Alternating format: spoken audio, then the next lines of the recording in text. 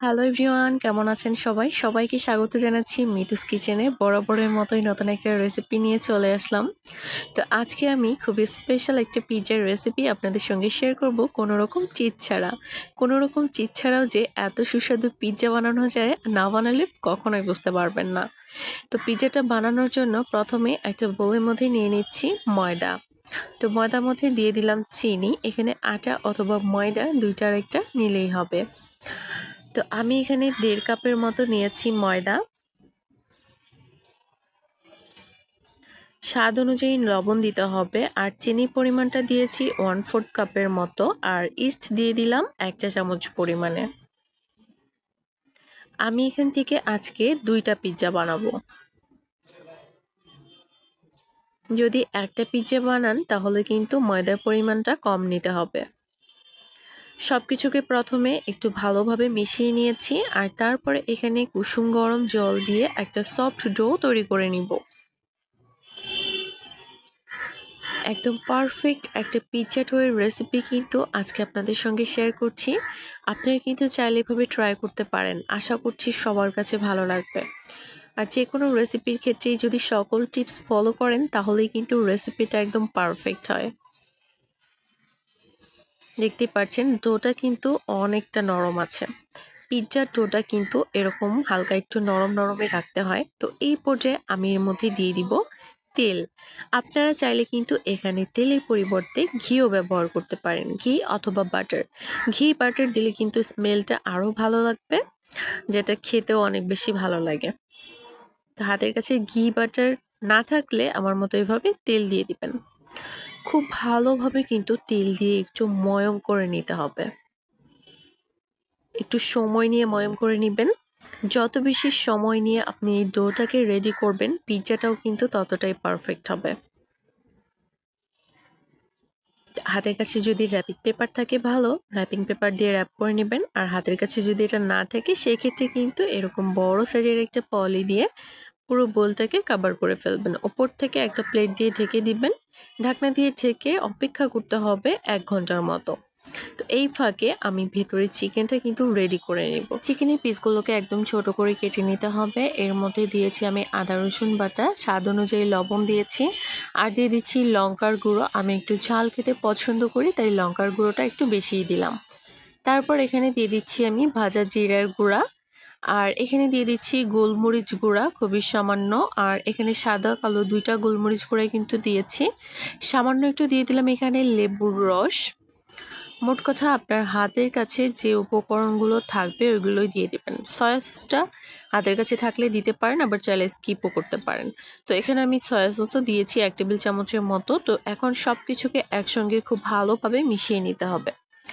Soya sauce যদি হাতের কাছে না থাকে আপনারা কিন্তু চাইলে টমেটো সসটাও ব্যবহার করতে পারেন। আর চিকেনের পিসগুলো কতটা ছোট করে কেটেছি একটু দেখিয়ে দিলাম। খুব ভালোভাবে এটাকে ম্যারিনেট করে রেস্টে রেখে দিতে হবে ৩০ মিনিটের জন্য। হাতে যদি সময় না থাকে তাহলে সঙ্গে সঙ্গে কিন্তু ভেজে ফেলতে পারবেন। তো আমি এটাকে ১০ মিনিটের মতো রেস্টে রেখেছিলাম। তারপরে কিন্তু এটাকে ভেজে নিচ্ছি। এর জন্য খুবই সামান্য পরিমাণ তেল দিয়েছি প্যানের মধ্যে। খুব বেশি তেল ব্যবহার করছি না। এর মধ্যে দিয়ে দিলাম আমি ম্যারিনেট করে রাখা চিকেনের পিসগুলো।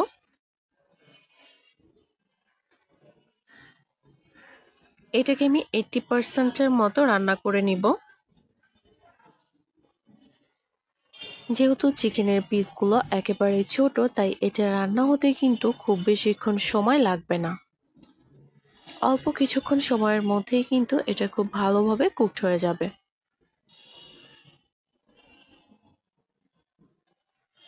৪ থেকে ৫ মিনিট সময় নিয়ে চিকেনের পিসগুলোকে ভেজে নিয়েছি।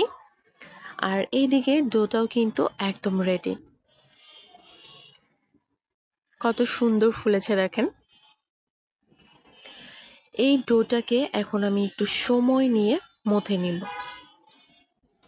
খুব ভালোভাবে যদি এটাকে একটু ময়ম করে নেওয়া হয় তাহলে কিন্তু পিজ্জার ডোটা একদমই পারফেক্ট হবে। রুটিটা খুব সুন্দরভাবে ফুলবে।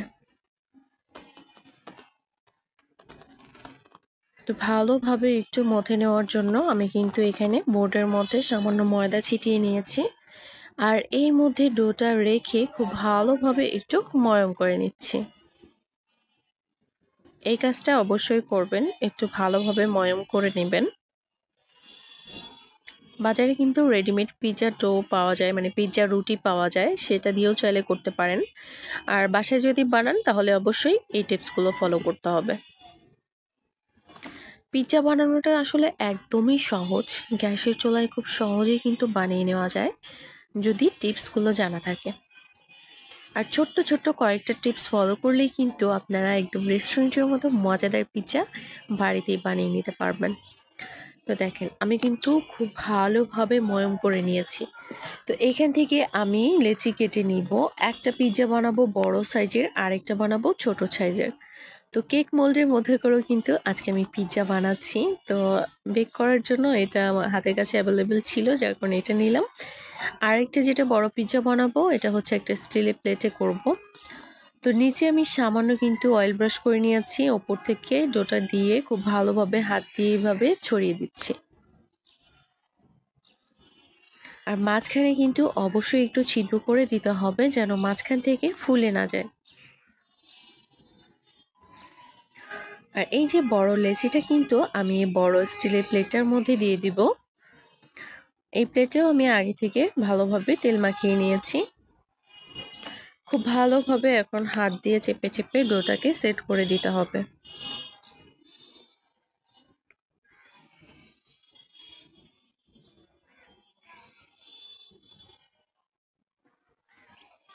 চাইলে কিন্তু আপনারা বেলেও নিতে পারেন। আমি ভিডিওটা আজকে খুব বেশি কাট করিনি আপনাদের বোঝার সুবিধার্থে। দেখেন এখন আমি কাজটা কিভাবে করছি। পিজ্জার সাইডের অংশটা যেন একটু ফোলা থাকে, তো এই জন্য কিন্তু সাইডে ভিডিওতে দেখানো প্রসেস অনুযায়ী এভাবে আপনারাও একটু রোলের মতো করে দিবেন। আর মাঝখানে যে ফাঁকা অংশটা থাকবে এইখানে কিন্তু আপনারা কাঁটা চামচ দিয়ে ফুটো করে দিবেন। তাহলে দেখবেন পিজ্জাটা দেখতে অনেক বেশি সুন্দর লাগছে।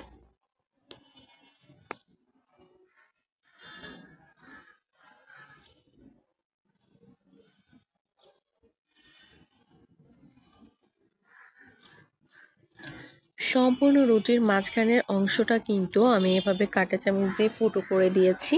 আর এখানে কিন্তু আজকে কোনো রকম রেডিমেড পিৎজা সস আমি ব্যবহার করব না। একদম ঘরোয়া উপকরণ দিয়ে পিৎজা সস আপনাদেরকে বানিয়ে দেখাবো।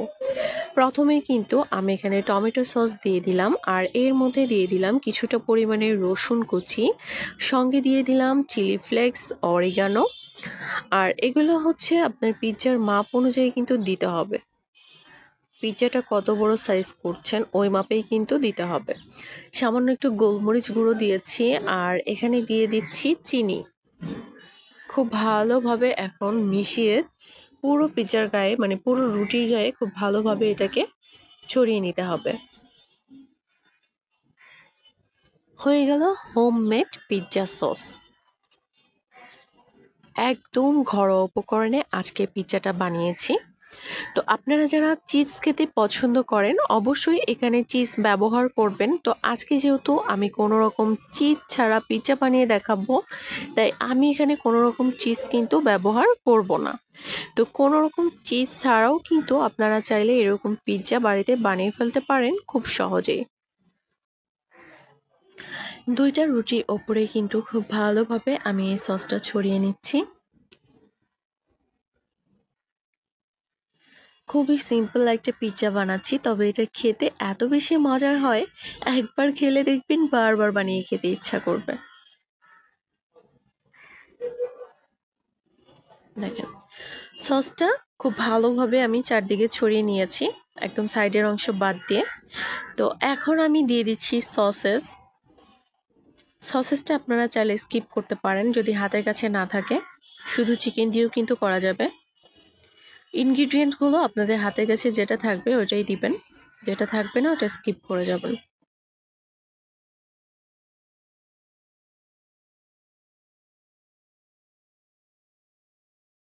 আর বাড়িতে বানানো পিৎজায় আপনার পছন্দ মতো একদম ভরপুর চিকেন দিয়ে কিন্তু আপনারা বানিয়ে নিতে পারবেন, আর এটা খেতেও কিন্তু অনেক বেশি মজারও হবে। তো সসেসটা কিন্তু আমার দেওয়া হয়ে গেছে, এখন আমি চিকেনটা দিয়ে দিচ্ছি। একদম ভরপুর চিকেন আজকে দিয়ে দিব।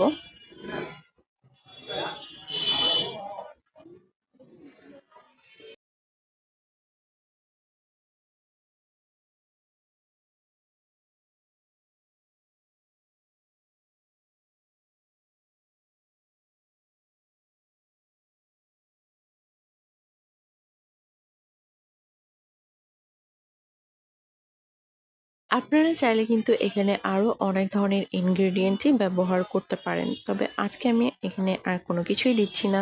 ক্যাপসিকামও কিন্তু আজকে আমি এখানে দিব না। তো শুধুমাত্র চিকেন সসেস আর উপরে কিছুটা রিং মানে রিং করে কাটা পেঁয়াজ দিয়ে দিব। তো এটাই হচ্ছে খুবই সিম্পল একটা পিৎজা, মানে কোনো রকম চিজ ছাড়া সব থেকে অল্প উপকরণে কিন্তু আজকে বানিয়ে দেখাচ্ছি। রিং করে কেটে রাখা পেঁয়াজটা দিয়ে দিচ্ছি।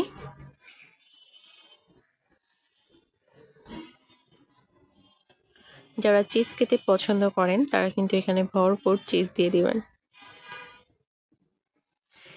গ্যাসের চুলায় বসিয়ে দিলাম, নিচে শুধুমাত্র একটা স্ট্যান্ড বসানো আছে। ঢাকনা দিয়ে ঢেকে এখন এটাকে বেক করে নিব মোটামুটি 40 মিনিটের মতো। চুলার আঁচটা ছিল একদম লো হিটে। যদি মিডিয়াম হিটে রেখে বেক করেন তাহলে 30 থেকে 35 মিনিটের মতো সময় লাগতে পারে।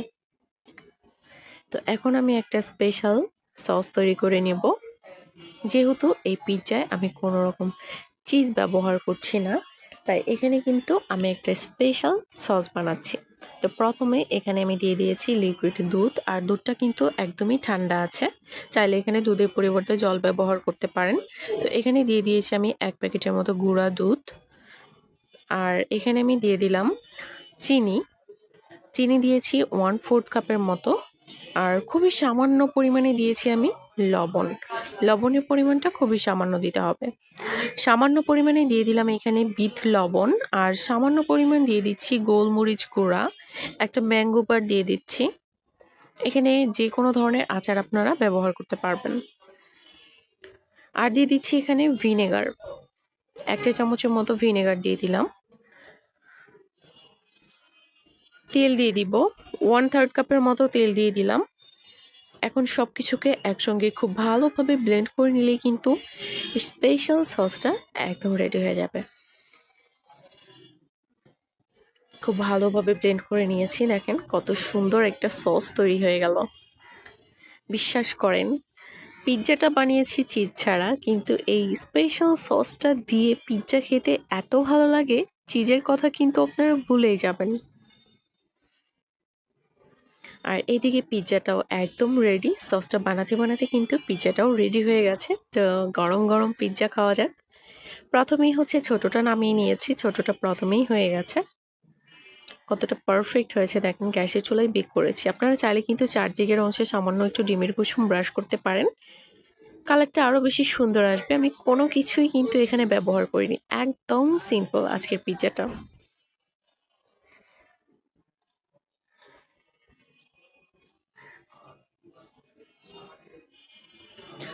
তো আমি একটু কেটে নিয়েছি, দেখেন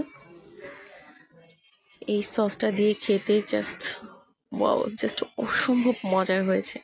এটা আমি এখন বলে বোঝাতে পারছি না, এডিট করার সময় কিন্তু জিভে জল চলে আসছে। তো এই বড় পিৎজাটাও কিন্তু এখন হয়ে গেছে, চুলা থেকে নামিয়ে নিয়েছি আমি।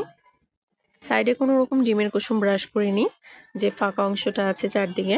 আপনারা চাইলে কিন্তু ফাঁকা অংশে ডিমের কুসুম ব্রাশ করতে পারেন, এতে করে কালারটা আরও বেশি সুন্দর আসবে। তো ভিডিওটা আমি আর বেশি লম্বা করব না, সবাই ভালো থাকবেন। আবার দেখা হচ্ছে নতুন কোনো ভিডিওতে।